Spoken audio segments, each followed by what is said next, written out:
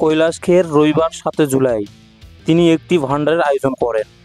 সেখানে তিনি 200 কেজি লাড্ডু বিতরণ করেন এবং তার নতুন গান ইশক হাই প্রকাশ করেন। তিনি কয়েকটি ইন্টারভিউ দিয়েছিলেন এবং ইন্টারভিউয়ে অস্কার বিজয়ী সিনেমার অবস্থান সম্পর্কে কথা বলেছেন। কৈলাস খের বলেছিলেন, আমি বিশ্বাস করি যে এস রাজামৌলির জন্য এই সিনেমাটি অস্কারে পৌঁছায়নি, এটি পৌঁছেছে দক্ষিণ ভারতীয় মন্দিরের শক্তি দেশের এই অংশের সিনেমাগুলিকে অস্কারে পৌঁছাতে সক্ষম করেছে।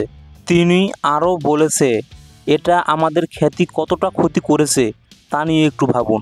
কিন্তু RRR এর মতো চলচ্চিত্র যা ভগবান রামকেও উল্লেখ করে আন্তর্জাতিক মাঠে আলোকিত হয়, আমি কখনো সিনেমায় ঈশ্বরের গান বাজাতে দেখিনি, এই কথাটা বলেছিলেন তিনি। তারপর কৈলাস খের বাহুবলীর কথা বলেছিলেন বাহুবলীর মতো ছবিতে একটি জাতীয় সঙ্গীত উদযাপন করা হয়েছিল। এই চলচ্চিত্রগুলি একটি ভালো বার্তা প্রচার করে। তাহলে কি কৈলাস খের এইভাবে কথা বলে এস রাজামৌলিকে অপমান করলেন না তো? আপনাদের কি মনে হয় কমেন্ট সেকশনে জানাবেন।